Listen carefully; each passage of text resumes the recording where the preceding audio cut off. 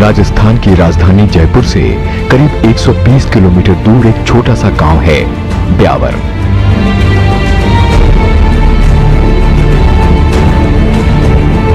इस गांव में भी सीधे साधे ग्रामीण मजदूरी तो हाड़ तोड़ किया करते थे, पर मजदूरी सिर्फ नाम भर की। आलम ये कि पेट भर खाना तक नसीब नहीं था। यानी हर गांव की कहानी, पर कुछ अलग था इस गांव की मिट्टी में। किसी ने यहाँ एक दिन मजदूरी के बदले मिलने वाले पैसों पर सवाल उठाया। सवाल मासूम पर सच्चा था कि क्या सरकार इतना ही पैसा देती है या इनके हक की मजदूरी कोई और रख रहा है। बात बढ़ती गई और साल 1996 में ब्यावर में 44 दिन के धरने के बाद सूचना के अधिकार के संघर्ष ने एक आंदोलन का रूप ले लिया।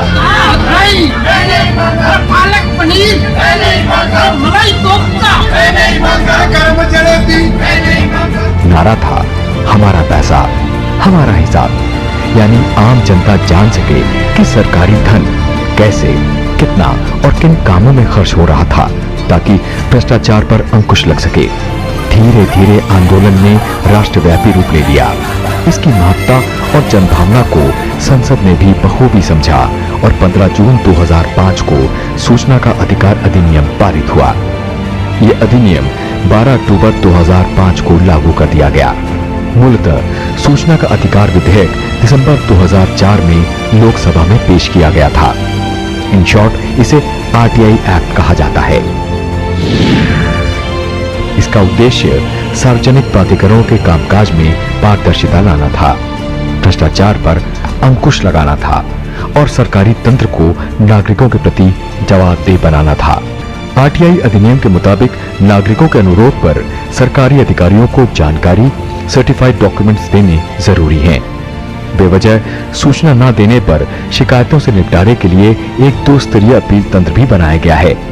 इस कानून को ऑफिशियल सीक्रेट्स एक्ट 1923 और दूसरे सभी ऐसे कानून और सरकारी आदेशों के ऊपर तरजीह दी गई है जो सूचना प्रवाह को बाधित करते हैं। इस फेहरिस्त में सरकारी अधिसूचना के तहत आने वाले सभी निकाय और ऐसे सारे गैर सरकारी संगठन भी शामिल हैं जिनका स्वामित्व, नियंत्रण या पार्शियल फंडिंग सरकार द्वारा की जाती है। तो आइए देखते हैं कि कैसे इस एक्ट के तहत सूचना प्राप्त की जा सकती है।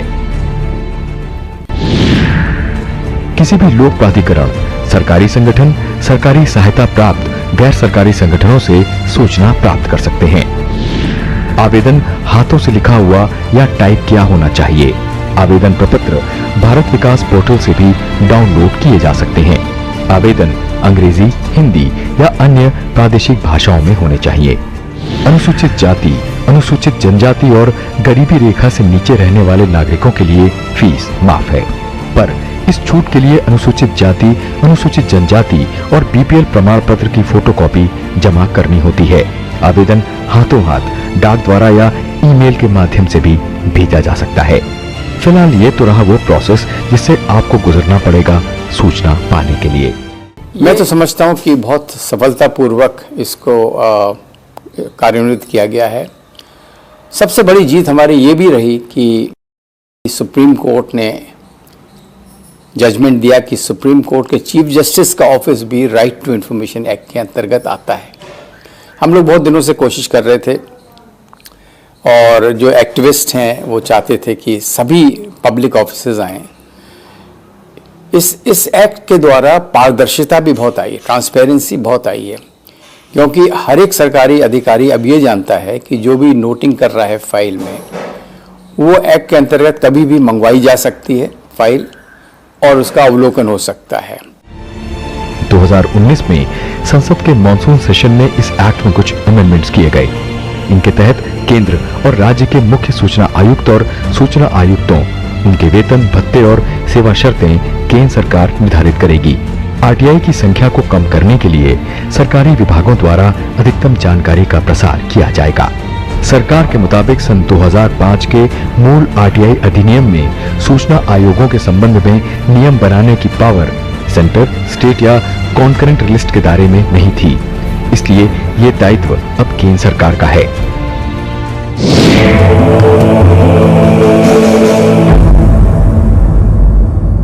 हमारे गांव की अनदेखी ब्रिटिश काल में सबसे ज्यादा रही।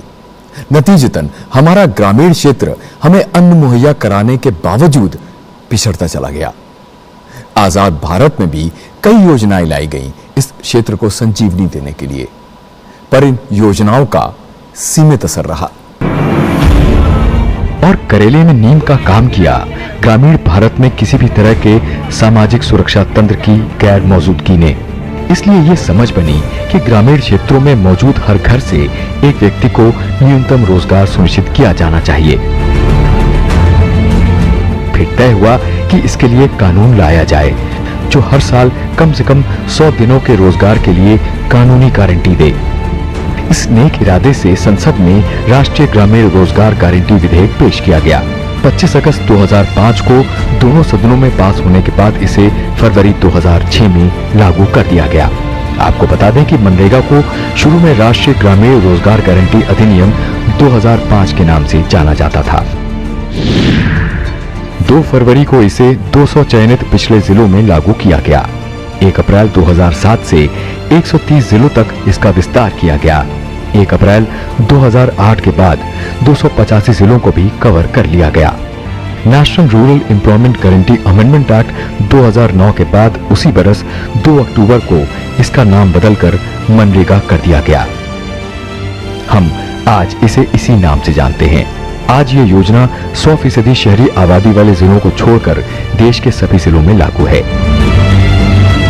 सन 2005 अधिनियम के तहत उन कामों की लिस्ट है जिनसे ग्रामीण क्षेत्रों में रोजगार पैदा किया जा सकता है, जैसे जल संरक्षण, सूखा निरोधक कार्य, भूमि विकास, बाढ़ नियंत्रण और संरक्षण कार्य। मनरेगा के तहत केंद्र सरकार मजदूरी की लागत, माल की लागत का 3/4 और प्रशासनिक लागत का कुछ प्रतिशत खर्च वहन करती है। राज्य सरकारें बेरोजगारी भत्ता, माल की लागत का 1/4 और राज्य परिषद की प्रशासनिक लागत को वहन करती हैं। चूंकि राज्य सरकारें बेरोजगारी भत्ता भी देती हैं, इसलिए इन्हें श्रमिकों को रोजगार देने के लिए भारी प्रोत्साहन या इंसेंटिवाइज किया जाता है। दो जरूरी बात, कम से कम 100 दिनों का रोजगार न देने की हालत में सरकार को चिन्हित वर्ग को न्यूनतम वित्तीय साधन उपलब्ध कराने पड़ते हैं। दूसरा, इसमें 33% कार्य ग्रामीण महिलाओं को देने का प्रावधान भी किया गया है, जिससे उन्हें सबल बनाया जा सके। मनरेगा जो दुनिया में सबसे बड़ा वर्क गारंटी प्रोग्राम है, इसका मकसद काम या परियोजनाओं के माध्यम से गांव में मुद्दतों से पसरी गरीबी की वजहों को दूर करना है।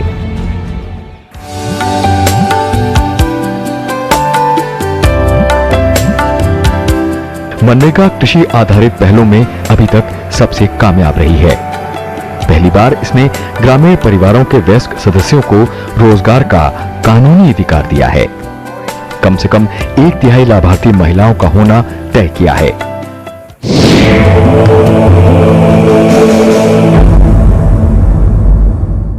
घरेलू हिंसा निसंदेह एक मानवाधिकार का मुद्दा है, जिससे राष्ट्र और समाज दोनों का विकास बाधित होता है। 1994 का वियना समझौता, बीजिंग डिक्लेरेशन और प्लेटफॉर्म फॉर एक्शन इसकी एक बानगी है। यहां तक कि यूनाइटेड नेशंस ने भी सभी राष्ट्रों से महिलाओं के खिलाफ जो भी भेदभाव होता है उसके उन्मूलन की बात की है। खास तौर पर उस हिंसा के खिलाफ काम करने को कहा है जो उनके साथ परिवारों के अंदर होती है।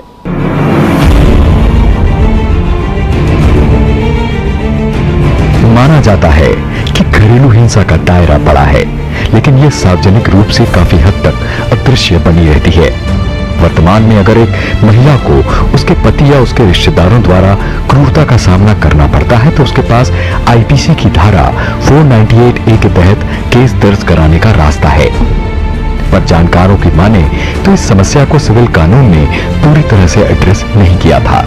तो संविधान के आर्टिकल 14, 15 और 21 के तहत दिए गए अधिकारों को ध्यान में रखते हुए एक और कानून बनाने की बात हुई, जो नागरिक कानून के तहत महिलाओं को घरेलू हिंसा का शिकार होने से बचाए, समाज में उनके सम्मान की रक्षा करे। घरेलू हिंसा अधिनियम बना 2005 में और 26 अक्टूबर 2006 से इसे देश में लागू कर दिया गया। इस कानून के तहत महिलाएं protection order, residence order, compensation order, monetary relief और कस्टडी ऑर्डर ले सकती हैं। अगर कोर्ट के आदेशों की अवमानना होती है तो दोषी पर धारा 21 के तहत आपराधिक कार्रवाई की जाती है। घर के अंदर होने वाली किसी भी तरह की हिंसा, मारपीट, उत्पीड़न के मामले इसी कानून के तहत आते हैं। यौन उत्पीड़न के मामलों में अलग कानून है, लेकिन इन्हें साथ जोड़ा जा सकता है। महिला को ताने देना, अपशब्द का इस्तेमाल करना, अपमान करना, उसकी मर्जी के बिना उससे शारीरिक संबंध बनाने की कोशिश करना, जबरन शादी के लिए बाध्य करना जैसे मामले भी घरेलू हिंसा के दायरे में आते हैं। इस कानून में पत्नी को नौकरी छोड़ने के लिए मजबूर करना या फिर नौकरी करने से रोकना और दहेज की मांग को लेकर मारपीट करना जैसे मामले भी शामिल हैं। आंकड़ों के मुताबिक देश में लगभग 70% ऐसी महिलाएं हैं जो किसी न किसी रूप में हिंसा का शिकार रही हैं।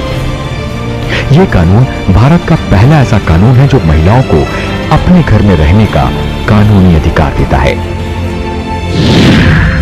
घरेलू हिंसा अधिनियम 2005 और महिलाएं, इसके तहत पत्नी या फिर बिना विवाह किसी पुरुष के साथ रह रही महिला न्याय की गुहार लगा सकती है।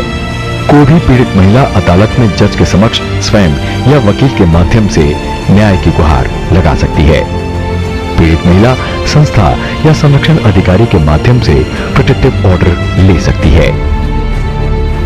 पीड़ित महिला की तरफ से पड़ोसी, परिवार का सदस्य या संस्थाएं भी न्याय की गुहार लगा सकते हैं। महिला की सहमति से न्यायिक मजिस्ट्रेट की कोर्ट में शिकायत दर्ज कराई जा सकती है।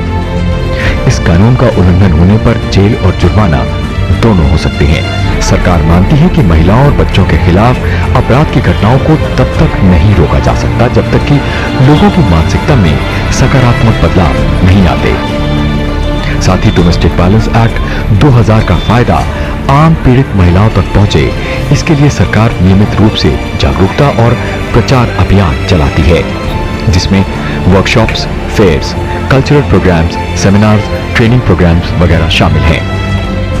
और हाँ, एक जरूरी बात, सीआरपीसी की धारा 125 के तहत कुछ वर्ग इस कानून के तहत रखरखाव का दावा करने के भी हकदार हैं।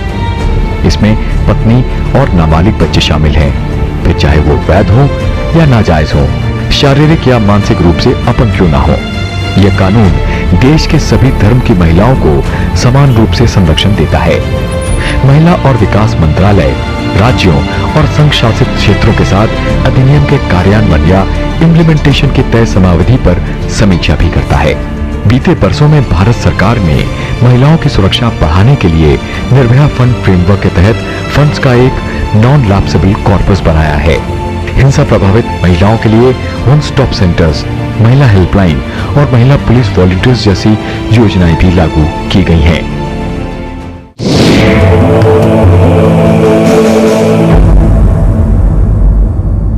हमारा संविधान देश के हर बच्चे को मौलिक अधिकारों की गारंटी देता है और कहता है कि उनके विकास के लिए हर यथासंभव प्रयास किए जाने चाहिए। हमारी directive principles of state policy भी इस मुद्दे पर हमारे नीति निर्माताओं की नीयत साफ करती है और कहती है कि हर बच्चे को उसके विकास के लिए सुविधाएं मुहैया कराना और उनको शोषण से बचाना सरकार का काम है। सरकार ने भी वक्त के साथ साथ अपने कमिटमेंट को जाहिर किया है। 1974 में आई नेशनल पॉलिसी फॉर चिल्ड्रन इसकी एक बानगी है, पर जल्द ही राष्ट्रीय बाल संरक्षण आयोग जैसी संस्था की जरूरत शिद्दत से महसूस की जाने लगी।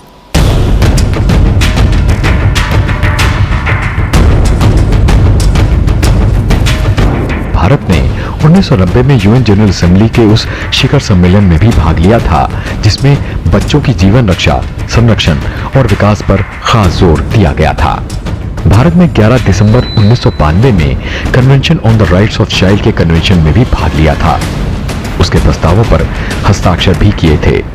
इस कन्वेंशन में बच्चों के अधिकारों की रक्षा के लिए सभी आवश्यक कदम उठाने की जिम्मेदारी हस्ताक्षरकर्ता राज्यों पर तामीर की गई है। बच्चों के अधिकारों की सुरक्षा सुनिश्चित करने के लिए फिर सरकार ने जो बड़ी पहल की थी वो थी नेशनल चार्टर फॉर चिल्ड्रन 2003। इससे पहले मई 2002 में आयोजित संयुक्त राष्ट्र के विशेष सत्र में सदस्य देशों द्वारा तय लक्ष्यों, उद्देश्यों और रणनीतियों के लिए अ वर्ल्ड फिट नाम के दस्तावेज को भी अपनाया गया था। बाल अधिकार संरक्षण को अमली जामा पहनाने के लिए national commission for protection of child rights बनाया गया। आयोग एक शिशु से लेकर 18 बरस तक के किशोर को समान सुरक्षा देता है। इसके तहत बाल अधिकारों की जांच समीक्षा एक तय समयावधि में करना, कानून के प्रभावी क्रियान्वयन के लिए जरूरी उपायों की वकालत करना, बाल अधिकारों के उल्लंघन की जांच करना, ऐसे मामलों में कार्रवाई की अनुशंसा करना, ऐसे हर कारण की जांच करना जो बच्चों को उनके अधिकारों से वंचित करता हो, प्रभावित बच्चों के लिए उपचार के सुझाव देना, विशेष देखभाल और सुरक्षा की आवश्यकता वाले बच्चों से जुड़े मामलों को देखना, बाल अधिकारों के क्षेत्र में अनुसंधान को बढ़ावा देना, समाज में बाल अधिकार से जुड़े मुद्दों पर जागृति लाना, बाल अधिकारों से जुड़े सुरक्षा प्रावधानों का प्रकाशन, मीडिया, सेमिनार के जरिए प्रसार करना। कुछ खास मामलों को निपटाने के लिए महिला और बाल विकास मंत्रालय ने बाल अधिकार संरक्षण आयोग अधिनियम 2005 के तहत एनसीपीसीआर को एक आर्बिट्रेशन सेल बनाने को भी कहा है।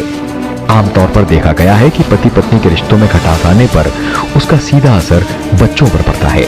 कई बार एक पक्ष दूसरे पक्ष को बिना बताए बच्चे को लेकर चला जाता है या विदेशों में रह रहे भारतीय परिवारों में विवाद हो जाते हैं। ऐसे मामलों के समाधान में ये सेल काम आता है।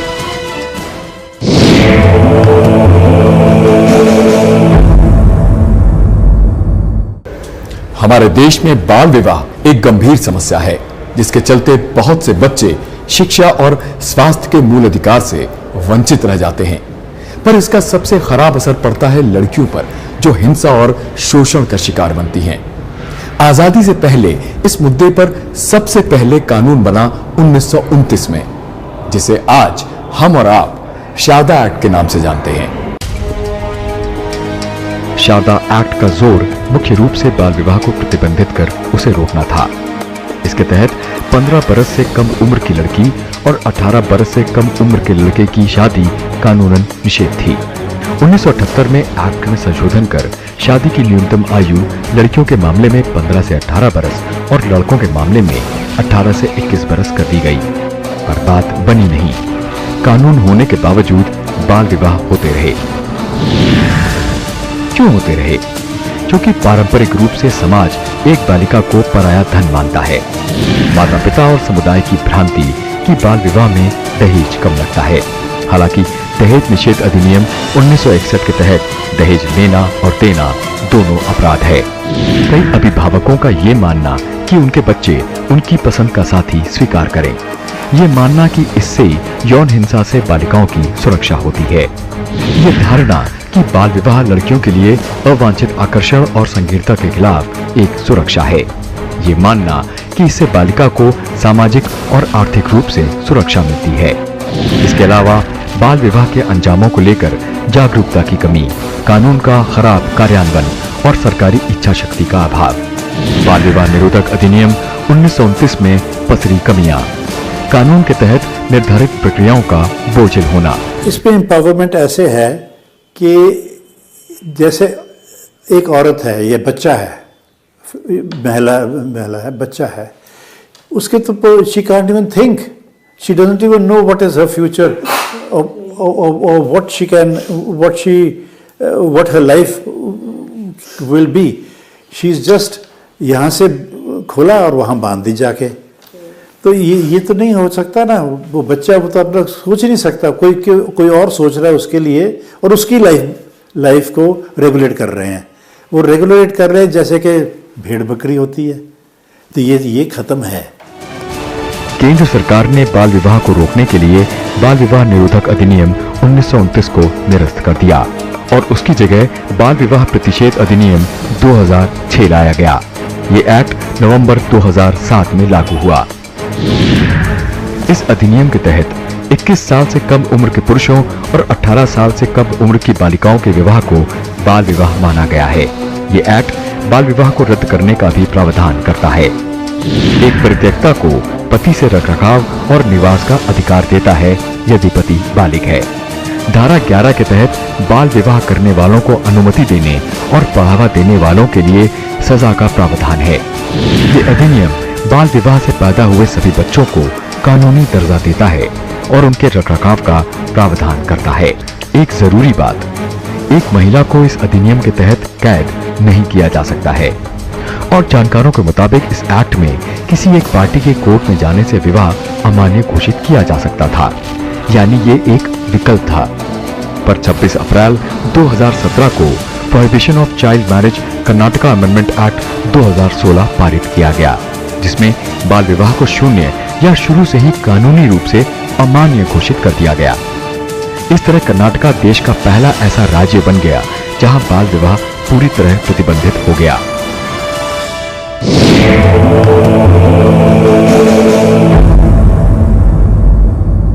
आजादी के बाद यह माना जाने लगा था कि लोकतंत्र और सामाजिक ताने बाने को मजबूत करने के लिए शिक्षा की गूंज की जरूरत है और इसका आधार बनी प्राथमिक स्कूली शिक्षा। इस सोच को संविधान का समर्थन भी हासिल था। Directive principles of state policy के मुताबिक 14 वर्ष तक के बच्चों को मुफ्त और अनिवार्य स्कूली शिक्षा देना सरकार की जिम्मेदारी थी। तो प्राथमिक स्कूलों का विस्तार भी हुआ और नए लक्ष्य भी तय किए गए।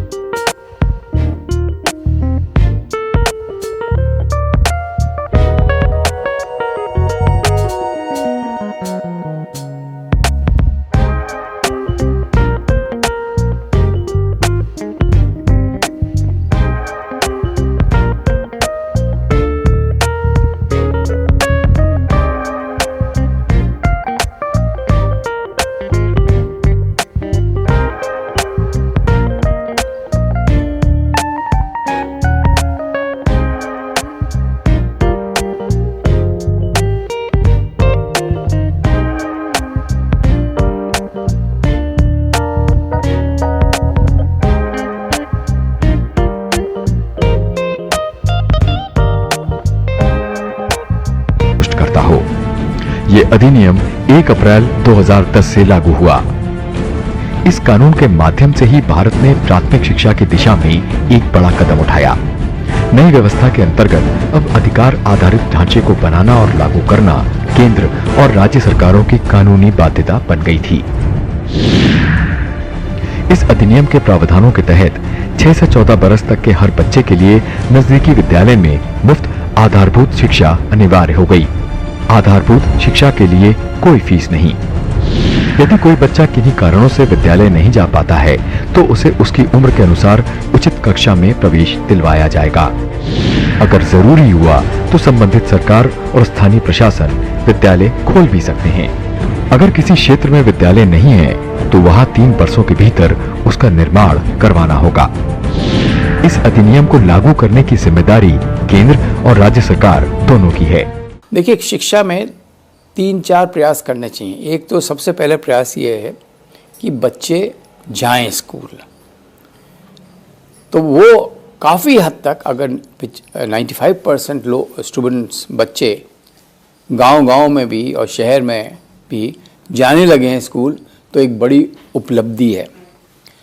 अब दूसरी उपलब्धि हमें ये देखनी है कि जो क्वालिटी ऑफ एजुकेशन है, गुणवत्ता जो है इसकी एजुकेशन की, वो किस प्रकार है। ये अधिनियम माध्यमिक, उच्चतर माध्यमिक शिक्षा और बच्चों तक शिक्षा को पहुंचाने के लिए एक बड़ा महत्वपूर्ण कदम था।